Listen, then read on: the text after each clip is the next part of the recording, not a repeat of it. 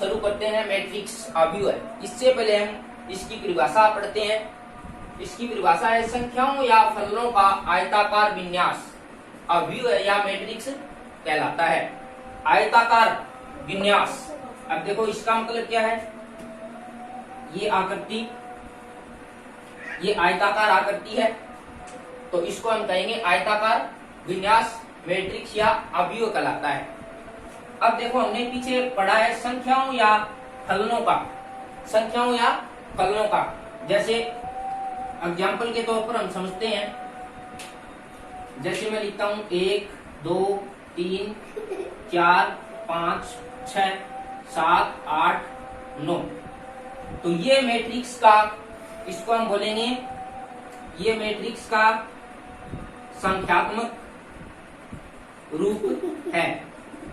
ये मैट्रिक्स का संख्यात्मक रूप है।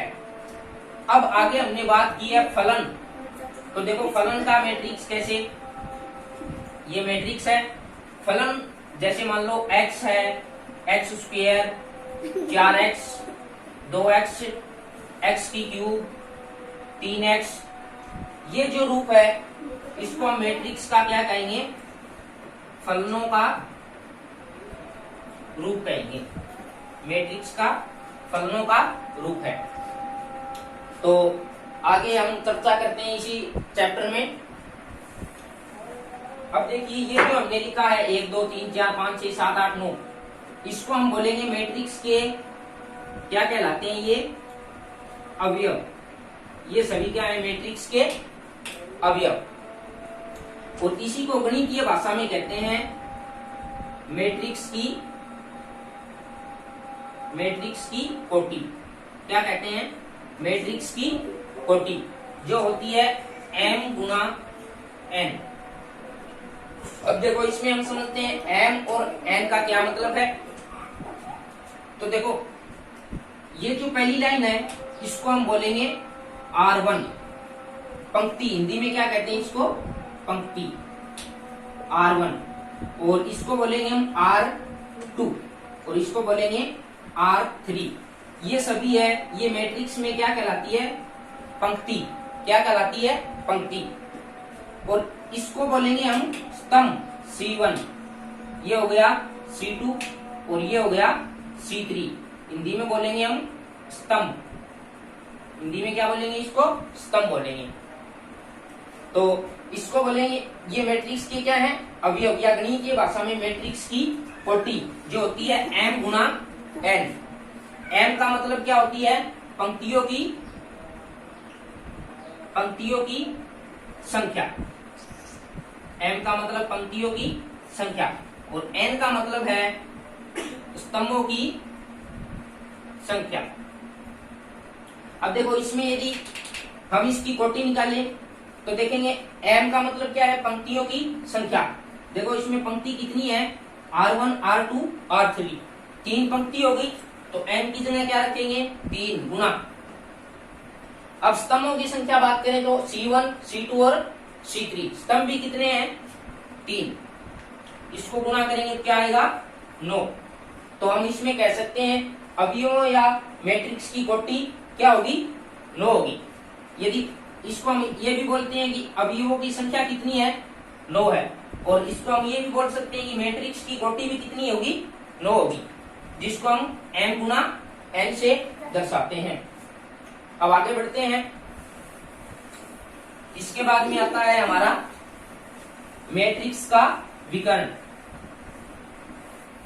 आगे चर्चा करते हैं इसी में, मैट्रिक्स का विकर्ण। मैट्रिक्स का विकर्ण जिसको लिखते हैं AIJ से।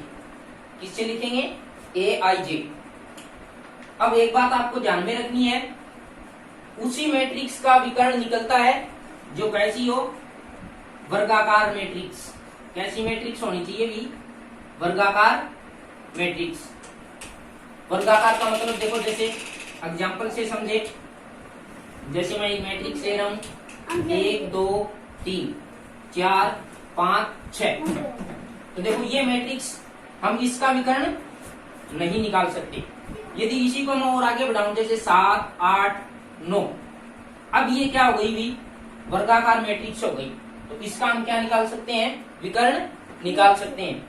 अब देखो विकर्ण क्या होता है मैट्रिक्स का, ये जो है ये इस मैट्रिक्स के क्या कहलाएंगे, विकर्ण कहलाएंगे। मैट्रिक्स के क्या कहलाएंगे, विकर्ण कहलाएंगे। या फिर हम समझे, जैसे इसको हम लिखते हैं A11 और इसको लिखेंगे हम A22 और इसको लिखेंगे हम A33, ये क्या है, मैट्रिक्स के विकर्ण है। तो इतनी बात आपके समझ में आई होगी। अब इससे आगे बढ़ते हैं, थोड़ा आगे हम पढ़ेंगे मैट्रिक्स के प्रकार। अब है मैट्रिक्स के प्रकार। नंबर 1, सबसे पहले आता है पंक्ति मैट्रिक्स। पंक्ति मैट्रिक्स, इसकी परिभाषा की बात करें, ऐसा अवयव या मैट्रिक्स या ऐसी मैट्रिक्स जिसमें पंक्तियों की संख्या,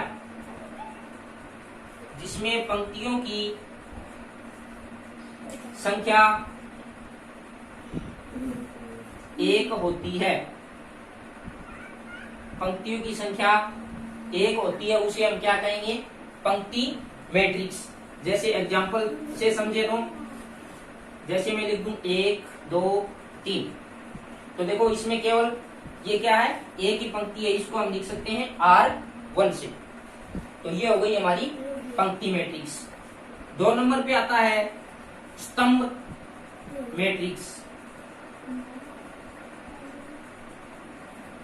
2 नंबर पे हमारा स्तंभ मैट्रिक्स। स्तंभ मैट्रिक्स की परिभाषा की बात करें, ऐसी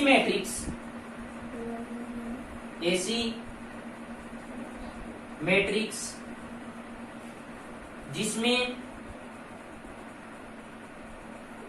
स्तंभों की संख्या